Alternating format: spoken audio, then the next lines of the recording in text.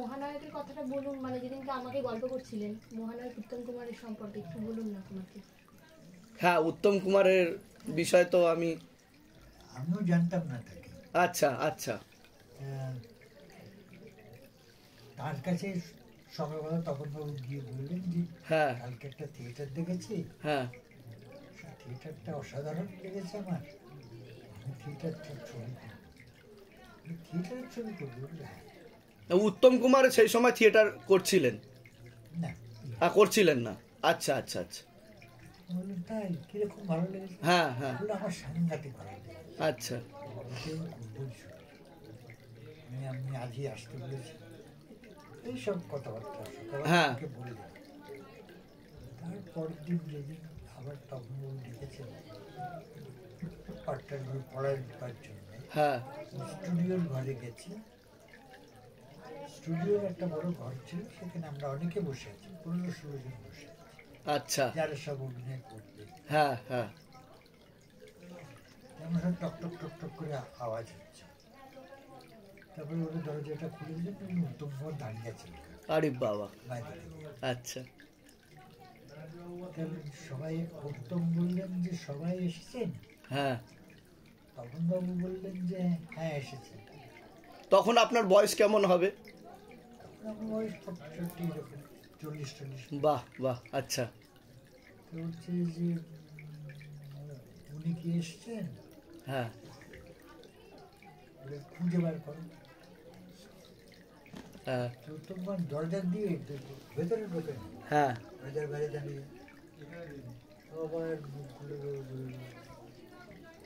আমি পেয়েছি। বলছি উত্তম তোমার কি চোখ কিরকম বললে? উত্তম কিছু বললেন, আসলেন, এগিয়ে এলেন, আমার হাতটা ধরলেন, চলে গেলেন। বাহ। আনফর্চুনেটলি হ্যাঁ উনি তো করতে পারলেন না ছবিটা, মূল করার কথা ছিল। কোন ছবির কথা বলছেন এটা আপনি? এটা কি বেরিয়েছে ছবিটা? এই তো। হ্যাঁ, কোন? বাঞ্ছারামের বাগান, যেটা। আচ্ছা, সেটাই করলো হচ্ছে দীপঙ্কর করলো। হ্যাঁ হ্যাঁ। তার একটা আলাদা ছোট্ট গল্প আছে। হ্যাঁ হ্যাঁ হ্যাঁ। সেই গল্পটা হচ্ছে উত্তমবাবু করতে পারলেন না। হ্যাঁ, সেটা। আর এখন কি আপনি কোনো ফিল্ম বা কোনো কিছু করছেন বা সেরকম? না, থিয়েটার করছি। থিয়েটার করছে। অফার কি এমনি মাঝে মধ্যে আসছে? হ্যাঁ আসে।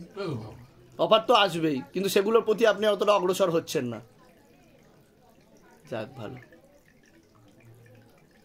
খুব আপনাদের এখানে এসে খুব ভালো লাগলো।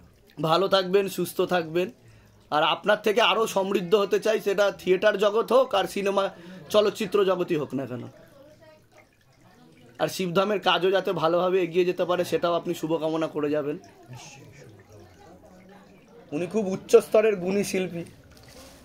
ঠিক আছে, একটু কিছু বলতেন যে আপনি যে আপনার জীবনের অভিজ্ঞতা যদি একটু বলতেন। এত বই করেছেন, আপনি কি কি বই করেছেন যদি একটু, সবাই জানে যদিও, তাও।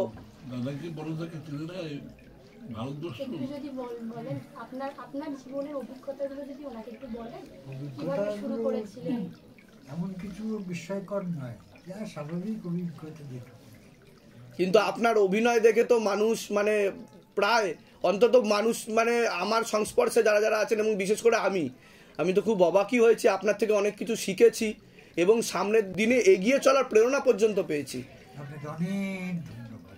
আর আপনি এই বয়সে, বিশেষ করে এই বয়সে যেভাবে এখনো থিয়েটারের সাথে আমি যতদূর জানি আপনি যুক্ত আছেন, কাজ করেছেন, এটা বিশাল বড় ব্যাপার।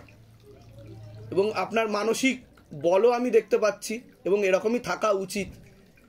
ঠিক আছে, তা আপনি যেই বইগুলো করেছেন, মানে প্রথম দিকে যদি আপনি মানে 2 লাইন যদি বলতেন, মানে কি কি, সবাই যদিও জানে। হ্যাঁ হ্যাঁ। নাটকই তো উনি, আপনার সিনেমা যেটা আপনার নিজের ব্যক্তিগত মনে হয় সেই অভিনয় করে আপনি স্যাটিসফাইড, বা এরকম কোনো চরিত্রের সম্পর্কে যদি একটু বলেন। ওনার বিখ্যাত বই তো বাঞ্ছারামের বাগান। না, আপনার মানে কি কি করে ভালো লেগেছে আপনি যদি যা বলছেন তাই। বাঞ্ছারামের বাগান দি বেস্ট, মানে মানে উনি তো দর্শকের জায়গা থেকে দেখে বলেছেন, আপনার কোনটা করে আপনার মনে হয়েছে? নাটক। এটাই ভালো লেগেছে। হ্যাঁ আচ্ছা, এছাড়া তো আপনি, আমি স্টেজে করতাম। হ্যাঁ হ্যাঁ হ্যাঁ, আচ্ছা আচ্ছা, আপনি তাও কত মানে বই করেছেন, সিনেমা করেছেন এখনো অবধি? আমিও গুনি তাও মানে অ্যাপ্রক্সিমেট, আনুমানিক? আনুমানিক হয়তো শর্টখানিক।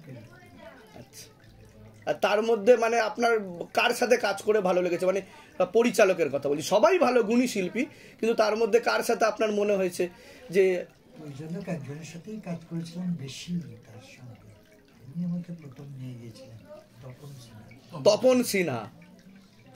আচ্ছা, তপন সিনহার কোন বইটা মানে বিশেষ করে আপনাকে এখনো আপনি ও সব স্মৃতিতে আমারই বই, যা উনি করেছিলেন। যা করেছিলেন, তার মধ্যে কি বিশেষ কোনো বইয়ের কথা আপনার মনে? যেটা বললেন বাঞ্ছারামের বাড়ি। বাঞ্ছারামের বাবা। যাক, আপনি যে শিবধামে এসেছেন আমাদের সকলের খুবই ভালো লাগছে।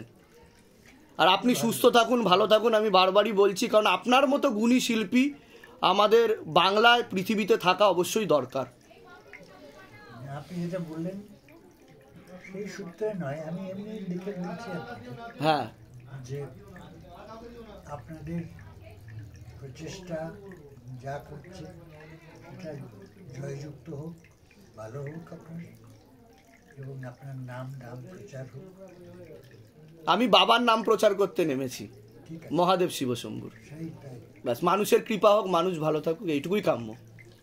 ঠিক আছে, ভালো থাকুন। হ্যাঁ, আপনি কিছু বলতে চান? আপনাকে বলছি। আপনার গুরুদেব ওনার ইচ্ছা ছিল এখানে আসার। আচ্ছা আচ্ছা, ভগবানের প্রতি কিরূপ বিশ্বাস রয়েছে আপনার, সেটা আগে বলুন। ওর আমি মাপ করতে পারি না, হ্যাঁ। এরকম আছি না। ঠিক ঠিক ঠিক মাপের তবে বিশ্বাস আছে। ঠিক ঠিক।